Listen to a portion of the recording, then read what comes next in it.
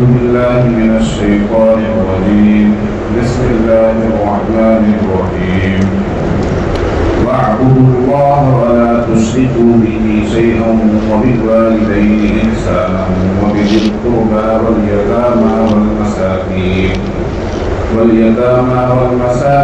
والجار ذي القربى والجار الجنب والصاحب بالجنب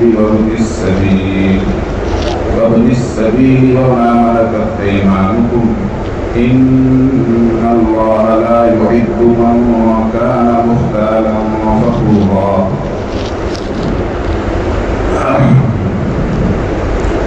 سورۃ النساء کی آیت نمبر 36 ہے جو گزشتہ رات تراویح میں پڑھی گئی.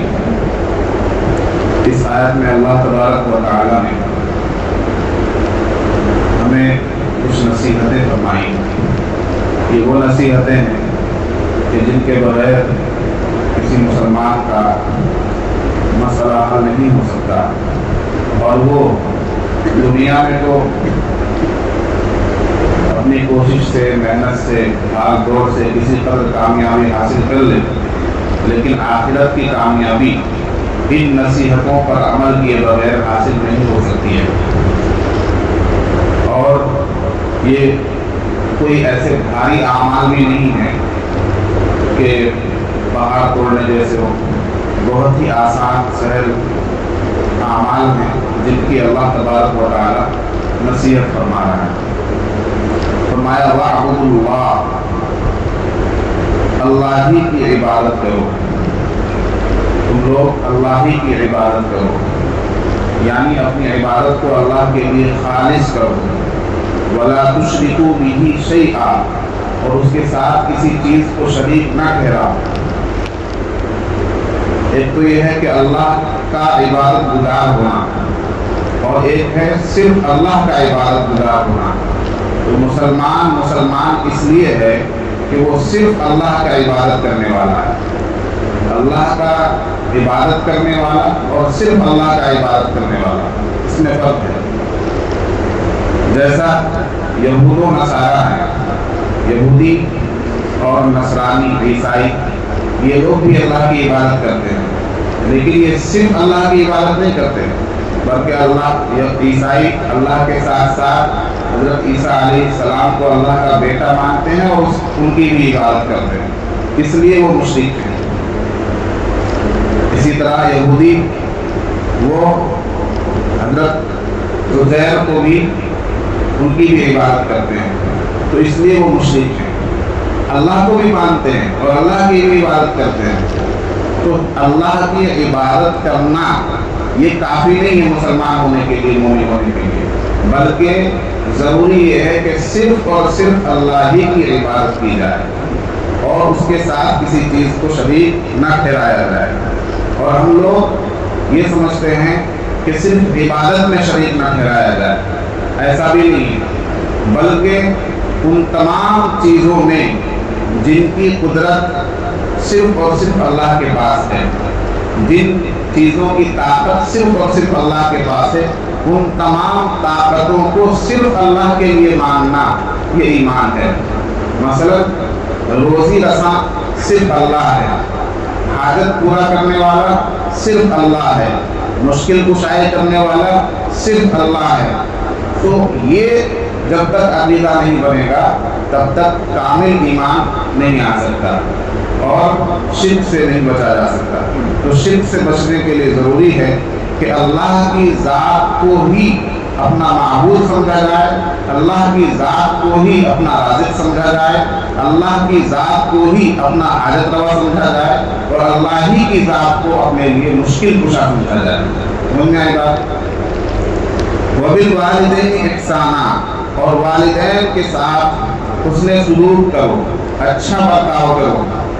قرآن پاک میں کئی جگہوں پر اللہ تبارک و تعالی نے اپنی عبادت کے ساتھ ساتھ حسن سلوک یعنی اچھا برتاؤ کرنے کا حکم کیا ہے، اور وہ کس کے لیے؟ والدین کے لیے. یعنی اولاد والدین کے ساتھ اچھا برتاؤ کرے. اور یہ حکم اللہ تعالیٰ نے اپنی عبادت کے ساتھ ارشاد فرمایا ہے. اس سے والدین کی خدمت اور والدین کے ساتھ حسن سلوک کی اہمیت کا اندازہ ہوتا ہے کہ والدین کا اولاد پر کس قدر حق ہے کہ اللہ تعالیٰ اپنی عبادت کے بعد دوسرا جو حکم ارشاد فرما رہا ہے وہ والدین کے ساتھ حسن سلوک کا حکم ہے۔ فرمایا وَقَضَىٰ رَبُّكَ 15 پارے میں وَقَضَىٰ رَبُّكَ أَلَّا تَعْبُدُوا إِلَّا إِيَّاهُ وَبِالْوَالِدَيْنِ إِحْسَانًا، کہ اللہ تعالیٰ کے سوا کسی کی عبادت نہیں کی جائے گی، اللہ کا فیصلہ ہے۔ اور دوسرا حکم وَبِالْوَالِدَيْنِ إِحْسَانًا، والدین کے ساتھ احسان کا معاملہ کیا جائے گا۔ چنانچہ احادیث میں بے شمار جگہوں پر نبی پاک صلی اللہ علیہ وسلم نے والدین کے ادب، ان کے احترام اور ان کے ساتھ حسن سلوک کی باتیں ارشاد فرمائی ہیں۔ صحابہ کرام آ کر معلوم کرتے تھے کہ اللہ کے نبی ہم پر سب سے زیادہ حق کس کا ہے؟ ایک صحابی کو آپ نے فرمایا کہ اس پر سب سے زیادہ حق تیری ماں کا ہے۔ اس نے کہا پھر اس کے بعد کہ پھر تیری ماں کا ہے، کہ پھر اس کے بعد کہ پھر تیری ماں کا ہے، کہ پھر اس کے بعد کہ پھر تیرے باپ کا ہے۔ تو اتنے حقوق ہیں والدین کے، ہر حق سے بڑا حق والدین کا ہے، ہر حق سے بڑا حق، اتنا حق کسی اور کا بھی نہیں جتنا حق والدین کا ہے۔ ہم لوگ اپنی زندگیوں میں بہت سے ایسے مواقع آتے ہیں جب ہم کامیاب ہو جاتے ہیں، کسی قدر ہمارے پاس پراپرٹی آ جاتی ہے، پیسہ آ جاتا ہے، تو سب سے پہلے ہم والدین کو فراموش کر دیتے ہیں۔ تو یہ سب سے افسوس کی بات ہے کہ اللہ تعالیٰ نے جس کو سب سے زیادہ محسن بنایا ہمارا، ہم اسی کو فراموش کر رہے ہیں۔ اس سے بڑی ناز پاسی اور اس سے بڑی ناشکری کیا ہوگی؟ اس لیے ہمیں ہر حال میں ہو سکتا ہے والدین کی کچھ باتیں ہمیں ناگوار گزرے، اس کو برداشت کرنا یہی تو اولاد کا کمال ہے۔ اور مسلمان اولاد اس کے لیے والدین کے سامنے جھکے رہنا، اپنے آپ کو نچھاور کر دینا، یہ اس کے ایمان کا کمال ہے، اس کے مسلمان ہونے کا کمال ہے۔ بہرحال ہر حالت میں والدین کی اطاعت ہوگی، اس کی فرما برداری کی جائے گی، اللہ یہ کہ وہ شریعت کے خلاف کوئی حکم دے، اور ایسا تو ہوتا نہیں مسلمانوں میں کہ کوئی والدین شریعت کے خلاف حکم دے اپنی اولاد کو، ایسا نہیں ہوتا ہے۔ اور فرمایا وَبِذِي الْقُرْبَىٰ، اور قرابت داروں کے ساتھ، رشتہ داروں کے ساتھ بھی حسن سلوک کیا جائے گا۔ سب سے پہلے تو والدین کے ساتھ، والدین کے بعد جو ہمارے حسن سلوک کا حقدار ہے وہ ہمارے رشتہ دار ہیں، اور جس طرح سے جس کی رشتہ داری جتنی قریب ہوگی اس کا اتنا ہی زیادہ حق ہوگا۔ جیسے والد کے بعد چچا کا درجہ ہے، بھائیوں کا درجہ ہے، رشتہ داروں میں جو قریب کے رشتہ دار ہیں ان کا اتنا ہی زیادہ حق ہے۔ والیتامى والمساکین، اور حسن سلوک کیا جائے گا، اچھا برتاؤ کیا جائے گا یتیموں کے ساتھ اور مسکینوں کے ساتھ۔ مسکین جس کے پاس کچھ نہیں ہوتا، جو محتاج ہوتا ہے، جو ضرورت مند ہوتا ہے، اس کو مسکین کہتے ہیں۔ یتیم جس کے والد کی وفات ہو جاتی ہے، اس کے بالغ ہونے سے پہلے سمجھ بوجھ آنے سے پہلے وہ یتیم ہوتا ہے۔ یتیموں کی کفالت پر نبی پاک صلی اللہ علیہ وسلم نے بہت سی بشارتیں سنائی، جو ایک حدیث میں نبی پاک صلی اللہ علیہ وسلم نے ارشاد فرمایا کہ یتیم کی کفالت کرنے والا، یعنی یتیم کی پرورش کرنے والا، یتیم کی دیکھ بھال کرنے والا، اور میں یعنی نبی پاک صلی اللہ علیہ وسلم کی ذات جنت میں اس طرح ہوں گے جیسے یہ دو انگلیاں۔ اب بتائیے ان دونوں انگلیوں کے درمیان کوئی فاصلہ ہے، کوئی تیسری انگلی ہے؟ اس طرح ہوں گے۔ نبی پاک صلی اللہ علیہ وسلم کا مقام و مرتبہ آپ اندازہ نہیں لگا سکتے کہ اللہ تعالیٰ جنت میں نبی پاک صلی اللہ علیہ وسلم کو کیسا مقام عطا فرمائے گا، کتنا اونچا آپ کا مرتبہ ہوگا۔ ان نبی کی قربت حاصل کرنے کے لیے، نبی کے مقام پر پہنچنے کے لیے اگر آپ عبادت کریں سر پٹک کر، پوری زندگی سجدے میں پڑے رہیں تو وہ مقام آپ کو حاصل نہیں ہو سکتا۔ لیکن اللہ کے نبی صلی اللہ علیہ وسلم کی اس بشارت کو دیکھیے کہ کتنا معمولی سا عمل ہے کہ ایک آدمی کسی یتیم کو اپنی کفالت میں لے لے، اپنی پرورش میں لے لے، اس کو یہ بشارت سنائی گئی ہے کہ وہ نبی پاک صلی اللہ علیہ وسلم کے ساتھ جنت میں اس طرح ہوگا، یعنی آپ کا قرب حاصل ہوگا۔ کتنی بڑی بات ہے۔ دوسری حدیث میں نبی پاک صلی اللہ علیہ وسلم نے فرمایا کہ گھروں میں سب سے بہتر گھر وہ ہے جس گھر میں یتیم کے ساتھ اچھا برتاؤ کیا جاتا ہو، اور گھروں میں سب سے برا گھر وہ ہے، سب سے بیکار گھر وہ ہے جس میں یتیم کے ساتھ اچھا برتاؤ نہیں کیا جاتا، برا سلوک کیا جاتا ہے۔ اسی طرح مسکین کے ساتھ بھی اچھا برتاؤ کرنے کے بارے میں کہا گیا، جو محتاج ہو، ضرورت مند ہو، اس کی ضرورت پوری کی جائے گی۔ والجار ذی القربى، اور رشتہ دار، پڑوسی ہے اور رشتہ دار ہے۔ والجار الجنوبی، اور وہ پڑوسی جو اجنبی ہے، رشتہ دار نہیں ہے۔ دو طرح کے پڑوسی ہوتے ہیں، ایک تو ہمارا پڑوسی ہے جس کے ساتھ ہمارا تعلق رشتے کا بھی ہے، وہ ہمارا کچھ لگتا بھی ہے، اور ایک وہ پڑوسی ہے جو ہمارا کچھ نہیں لگتا۔ ان دونوں کے ساتھ بھی حسن سلوک کیا جائے گا، اچھا برتاؤ کیا جائے گا۔ پڑوسیوں کے تعلق سے احادیث میں بہت سی روایتیں آئی ہیں۔ نبی پاک صلی اللہ علیہ وسلم فرماتے ہیں کہ پڑوسیوں کے ساتھ اچھا برتاؤ کرنے کے بارے میں، پڑوسیوں کے حقوق ادا کرنے کے سلسلے میں حضرت جبریل علیہ السلام مجھے اس قدر وصیت فرماتے رہے، اس قدر نصیحت کرتے رہے کہ مجھے یہ اندیشہ ہونے لگا کہ اب پڑوسی کو بھی وارث بنا دیا جائے گا۔ جس طرح اولاد ماں باپ کے مال کی، پراپرٹی کی وارث بنتی ہے، اس طرح پڑوسی کو بھی وارث بنا دیا جائے گا۔ یعنی اتنے حقوق بیان کیے گئے پڑوسی کے۔ ایک صحابی کہتے ہیں کہ میں نبی پاک صلی اللہ علیہ وسلم کی خدمت میں حاضر ہوا، آپ کسی کے ساتھ بات کر رہے تھے، یعنی کوئی دوسرا آدمی تھا، وہ نبی پاک صلی اللہ علیہ وسلم سے کچھ معلوم کر رہا تھا، تو میں انتظار کرنے لگا، یہاں تک کہ بہت دیر ہو گئی، بہت دیر تک وہ گفتگو کرتا رہا۔ مجھے خود ایسا لگنے لگا کہ اس نے تو نبی پاک صلی اللہ علیہ وسلم کو تھکا دیا، آپ صلی اللہ علیہ وسلم تھک گئے ہوں گے۔ مجھے خوف ہوا نبی پاک صلی اللہ علیہ وسلم کی تھکاوٹ کا۔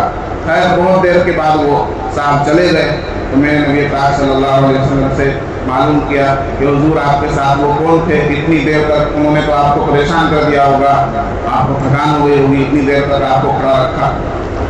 تو آپ صلی اللہ علیہ وسلم نے فرمایا، انہوں نے پہچانا نہیں، وہ حضرت جبریل تھے۔ کون تھے؟ حضرت جبریل علیہ السلام تھے، جو پڑوسیوں کے بارے میں مجھے وصیت فرما رہے تھے۔ یعنی اتنی دیر سے پڑوسیوں کے تعلق سے، پڑوسیوں کے حقوق بتا رہے تھے، اور اتنے حقوق بتائے پڑوسیوں کے کہ مجھے اندیشہ ہونے لگا کہ اب پڑوسیوں کو بھی وارث بنا دیا جائے گا۔ پڑوسی وارث تو نہیں ہوتا، لیکن اتنا حق ہے پڑوسی کا۔ ایک حدیث میں نبی پاک صلی اللہ علیہ وسلم فرماتے ہیں کہ 3 طرح کے پڑوسی ہوتے ہیں۔ کتنی طرح کے؟ 3 طرح کے پڑوسی ہوتے ہیں۔ ایک تو وہ جو صرف پڑوسی ہے، اس کا ہم سے کوئی تعلق نہیں ہے، رشتہ داری نہیں ہے، اور نہ وہ مسلمان ہے، مسلمان بھی نہیں ہے، نہ کوئی رشتہ داری ہے، صرف پڑوسی ہے۔ تو یہ ہے ایک حق والا پڑوسی، اس کا ایک درجہ حق ہے ہمارے اوپر، ہے نا۔ اور دوسرا پڑوسی وہ ہے جو مسلمان بھی ہے اور ہمارے قریب میں بھی رہتا ہے، مسلمان میں بھی ہے اور ہمارے قریب بھی رہتا ہے۔ تو اس کے 2 حق ہیں ہمارے اوپر، ایک تو مسلمان ہونے کا حق اور ایک پڑوسی ہونے کا حق۔ اور جو سب سے اعلیٰ درجے کا حق رکھتا ہے پڑوسی، وہ پڑوسی ہے جو مسلمان بھی ہو اور رشتہ دار بھی ہو اور قریبی بھی ہو، مسلمان ہو، پڑوسی ہو اور رشتہ دار ہو۔ تو اس کے 3 درجے حق بتائے گئے۔ تو نبی پاک صلی اللہ علیہ وسلم نے فرمایا ہر پڑوسی کے ساتھ اس کے حقوق کے مطابق برتاؤ کیا جائے گا۔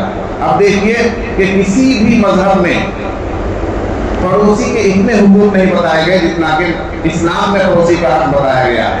آج مسلمان صرف اس حکم پر عمل پیرا ہو جائے اور نبی پاک صلی اللہ علیہ وسلم کے ان ارشادات پر عمل کر لے اور صرف پڑوسیوں کا حق ادا کرنے لگ جائے ہندوستان کے اندر، اور کچھ نہ کرے، صرف پڑوسی کا حق ادا کرنے لگ جائے بغیر یہ دیکھے کہ ہمارا پڑوسی یہودی ہے، ہمارا پڑوسی کرسچن ہے، ہمارا پڑوسی ہندو ہے، ہمارا پڑوسی دلت ہے، یہ بغیر دیکھے صرف پڑوسی کا جو حق ہے واقعتاً اگر اس طرح سے حق ادا کرنے لگ جائے تو میں کہتا ہوں کہ اس ملک میں جتنے بھی مذہب کے ماننے والے ہیں وہ سب آپ کو اپنا آئیڈیل ماننے لگ جائیں گے، وہ سب آپ کو اپنا پیر ماننے لگ جائیں گے، وہ سب خود کہیں گے کہ سب سے بڑھیا مذہب جو ہے یہ مسلمانوں کا ہے۔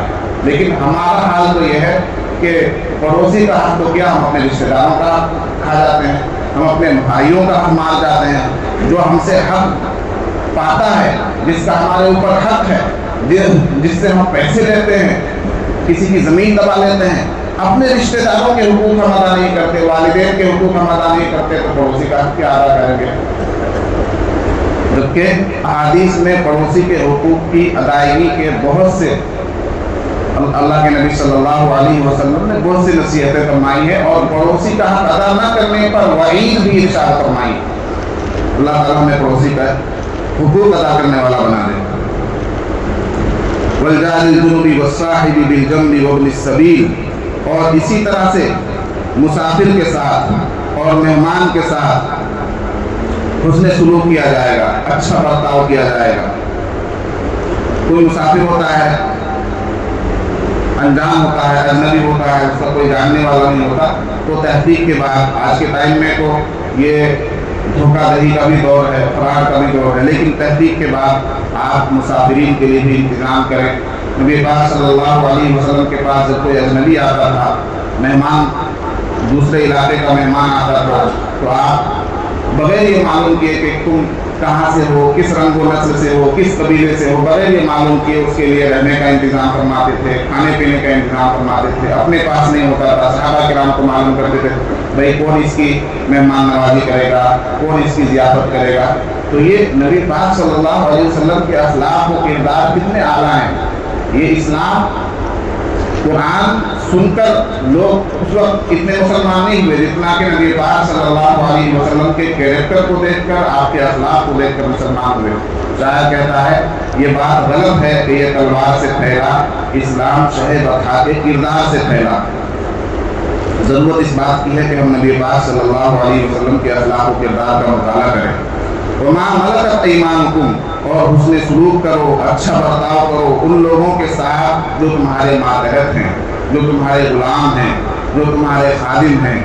ہمارے ذمے جن لوگوں کی روزی ہے، ہمارے ذمے جن لوگوں کا اللہ تبارک و تعالیٰ نے رزق بانٹ رکھا ہے، ان لوگوں کے ساتھ بھی حسن سلوک کیا جائے گا، اچھا برتاؤ کیا جائے گا۔ ایسا نہیں کہ آپ اگر کسی کو 10, 15, 20 ہزار روپے تنخواہ دے رہے ہیں تو آپ اس کو جو مرضی کہہ لیں، اس کے ساتھ گالی گلوچ کریں، اس کے ساتھ بدتمیزی سے پیش آئیں۔ یہ مسلمان کی صفت نہیں ہونی چاہیے، بلکہ آپ اس کے ساتھ بھی حسن سلوک سے پیش آئیں، اچھا برتاؤ کریں۔ کوئی آپ کے مزاج کے خلاف بھی اگر اس سے کوئی کام ہو جائے تو برداشت کریں، تحمل کریں، صبر سے کام لیں، پیار سے سمجھائیں۔ یہ مسلمان کی بات ہونی چاہیے، مسلمان کی عادت ایسی ہونی چاہیے۔ ان اللہ لا يحب من كان مختالا فخورا، کیوں؟ اس لیے کہ بے شک اللہ تعالیٰ شیخی ماننے والے کو اور تکبر کرنے والے کو پسند نہیں فرماتا۔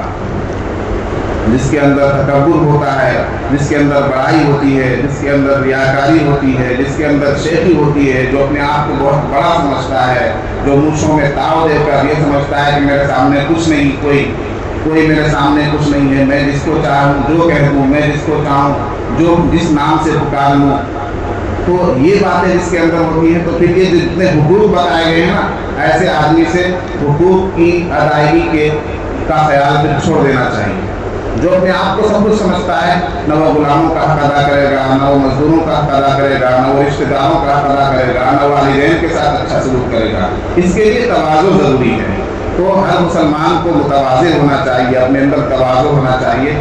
حدیث میں ہے من تواضع للہ رفعہ اللہ، جس نے اللہ کے لیے تواضع اختیار کی، یعنی اپنے آپ کو جھکا ہوا بنا لیا، تو اللہ تعالیٰ اس کو بلندی عطا کرتا ہے اور بہت اعلیٰ مقام پر اس کو فائز کر دیتا ہے۔ تو اس لیے بڑائی، تکبر، اپنے آپ کو بڑا سمجھنا اور شیخی بگاڑنا یہ اچھی عادتیں نہیں ہیں۔ ایسی عادتیں جس کے اندر ہوتی ہیں اللہ تعالیٰ اس کو پسند نہیں فرماتا۔ تکبر عزازیل را خار کر، بزندان لعنت گرفتار کر۔ اللہ تعالیٰ کے حسن صلی اللہ علیہ وسلم کی توفیق محمد فرمائے۔ سبحان اللہ و بحمدہ، سبحان اللہ و بحمدہ۔